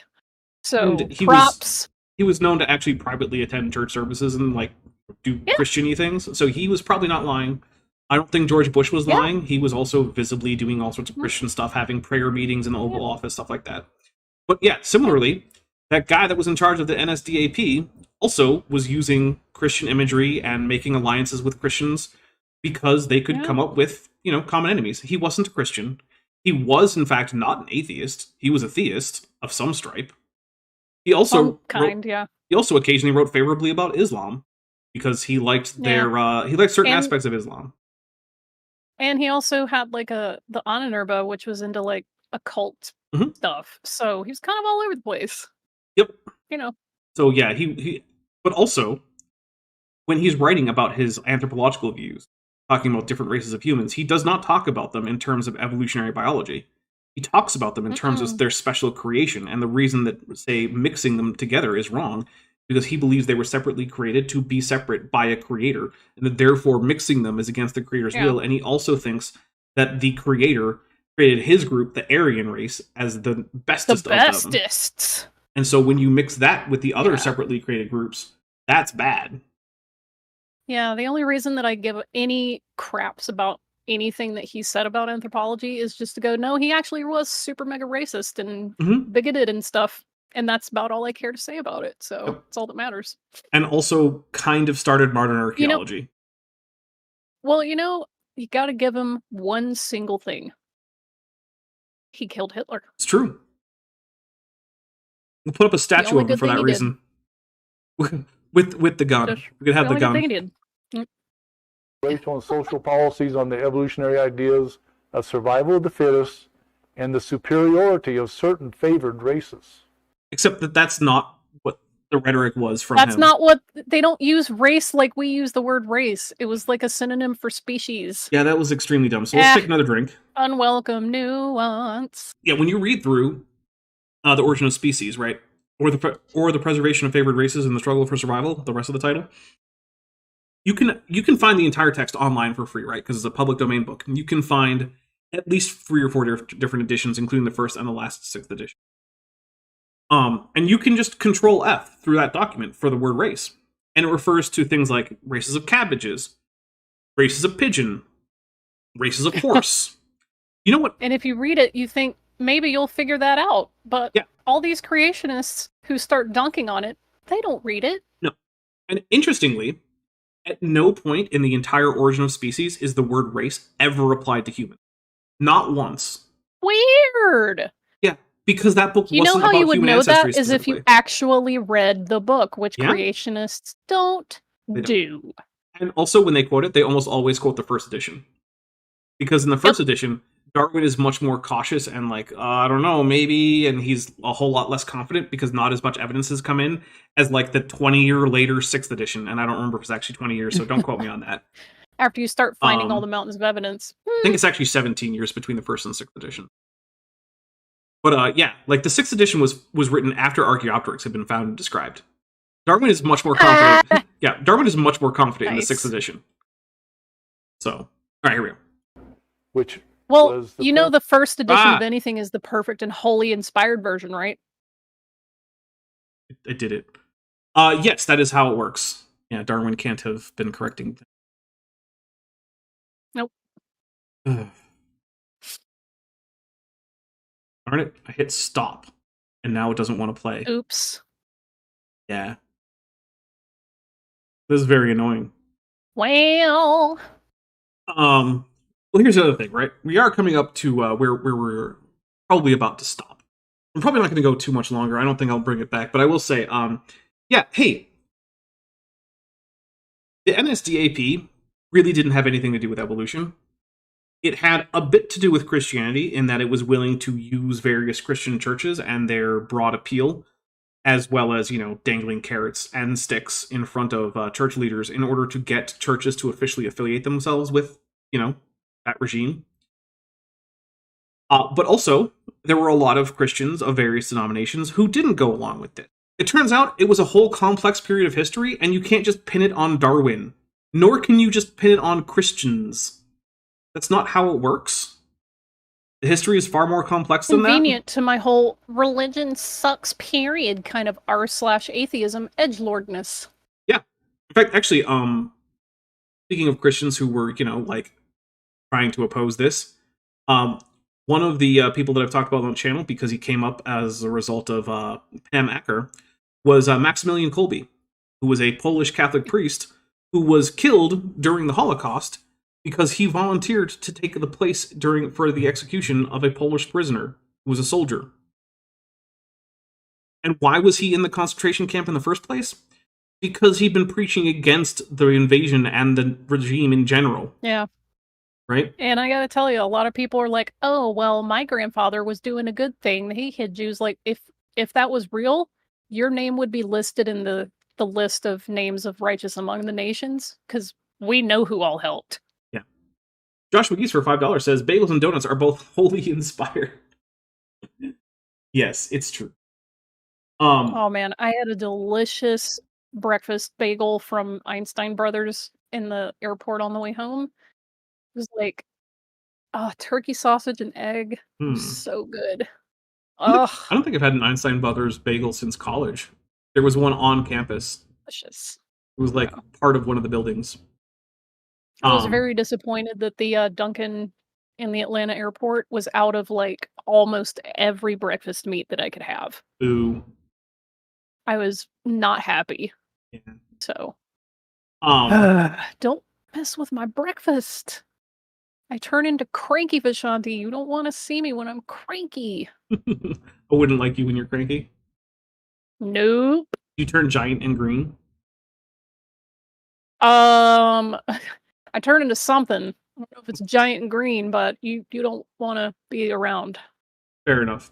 All right. Well, so what I think we're going to do is we're going to wrap it up pretty soon. We're going to then, right around top of the hour, I'll be over in my Discord. We're going to watch some Power Rangers Operation Overdrive. And then we're watching episodes 17, 18, 19, and 20. Shanti, do you have anything that's coming up that you want to tell people about? I owe at least one, possibly two reviews of Doctor Strange comics because my patron Joshua Geese has requested them as part of his Patreon support. And if you would also like to support me on Patreon, it is linked in my channel description and possibly in Dapper's description for this. If it's not, we'll do that. Your channel is definitely And linked. I don't think your Patreon is specifically linked. we can absolutely get that fixed. Yeah. But yeah. So Joshua also bumped up his Patreon level this week, and Oh. I very much appreciate that because times are tough in Casa of Ashanti.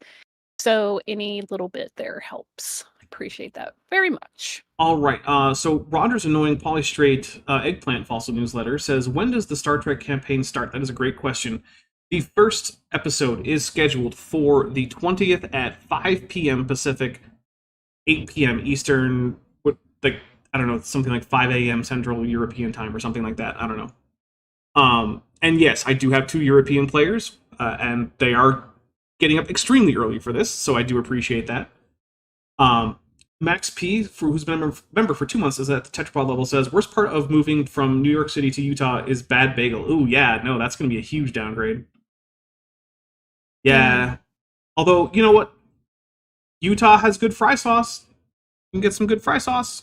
Doesn't really replace it, but it's still good. Yeah, so for those of you who are curious, yeah, we are going to be doing a Star Trek Let's Play over my second channel. This might be a fine time to talk about it. So we have 7 players in this. We have Chesh as the Chief Medical Officer, Dr. Tragan. We have Crusher the Croxagore as Junior Counselor Jedam Ross. We have Tiri as, let's see, Commander Beer Chanos, the Executive Officer. We have Jordan from Reason and Doubt as Captain Hawk, the Commanding Officer. We have, let's see, Zarnikar as Lieutenant Alik Omkar, the Chief of Security. We have Ziralon as Lieutenant Lanford, the Science Officer. And we have Craig FTFE as Lieutenant Commander Shelby, the Chief Engineer. And yes, Lieutenant Commander Shelby is indeed Scottish. Well, half Scottish, but you know. Yeah, so we have a guy in Scotland playing a Scottish chief engineer of a Constitution class ship in the TOS era. It is going to be a TOS era. The ship is the USS Lexington, a Constitution class. It's NCC 1709. If you are interested, then you can watch the M5 episode of TOS with Richard Daystrom, where they come up with a new computer and the Enterprise blows up a different Constitution class ship and heavily damages the Lexington. It's the same ship. This is going to be taking place approximately 1 year from that episode. And yeah, so it'll be on my channel. The plan is to go weekly. Most of the episodes, if not all of them, are going to be adventures that are pre-made because, let's face it, I'm a little bit lazy. And yeah, so yeah, we got 7 players, 1 GM. I've got set up. I've got opening credits. I'm going to be doing end credits sometime, maybe this weekend. Yeah. So look forward to that. If you like Star Trek, if you like me, if you like Chesh, if you like Jordan, if you like Craig, any of that stuff, if you like Zarnikar, if you like Ziralon, yeah, so come check us out. Tiri Rana, yeah, if you like him too. He's the other European, it's Tiri Rana, who's over in Germany. So, what is coming up on the channel? So, on Tuesday, we're going to be doing Kent with Bent. That will be, Bent will have a tutu, because of course you guys did hit the special avatar last Tuesday, which means if you do that on a Kent with Bent wears a tutu. Coming up on... Nice. Yes, so that is going to be at 6 p.m. Eastern and 9 p.m. Pacific. Then on Thursday at noon Pacific, 3 p.m. Eastern, Erosion Means the Earth is Young is going to be back. That's going to be with Timothy Clary and Trey Bowling. It is the direct sequel to this past week's video. Yeah, it's very, very silly. Basically, Timothy Clary is going to just lie about erosion and then pretend that because the Hawaiian Islands couldn't be like 3 billion years old or something, that therefore the Earth is young, which, like... Oh, okay. That doesn't make any sense. That doesn't make a lick of sense. So yeah, that's going to be on Thursday. Then on Saturday, we are going to be changing things up a little bit. Currently, the plan is, and this is probably going to be news to Vishanti, so hey, Vishanti, heads up. Mm-hmm. The plan right now is that Grayson Hawk is going to come on, and we're going to take a look at some Answers News live. So Vishanti, you're off the hook for next week. Hey, I can't wait to tune into that one. Yeah, so he That's gonna be has very cool. he's got a few things that he wants to take a look at. I'm going to get that from him, maybe edit it down so that, you know, we don't have to skip around in a video or anything. And so, yeah, the plan is that we're going to be doing Dapper Reacts with Grayson Hawk next Saturday at noon Pacific, 3 p.m. Eastern. Grayson has, I don't think he's actually been on the channel before, but he does have a channel where he does some debates about science and pseudoscience debunking and things like that. He's covered a lot of different weird conspiracies. He's done young Earth creationism. I'm pretty sure he's done anti-vax, flat earther, a bunch of stuff there. So we'll be linking to his channel and everything. So that is a bit of a change up. Also, I am taking this next week off apart from being here for shows and the premieres. So that is a thing that is happening. If you need to contact me, unless it's very, very important, or you're one of the very few people who I normally just be in contact with anyway, then try not to contact me because I'm going to be off, basically. And if you're wondering if you're one of the people who normally can just contact me and whom I contact whenever, you're wondering if you're on that list, and the answer is probably no. So I'm going mostly incommunicado for the next week, unless I'm actually live or during the premiere. So that's not angry at anyone. I need to decompress and take a break. And that is the week that Satisfactory 1.0 is going to come out. And so that is going to let me just zen out and do a whole bunch of Satisfactory stuff for like a week. Because I just need a break. Yeah. That's why I literally just tuned out everything on the planet for a whole week. Yeah. It was very good for me. So yeah, there you go.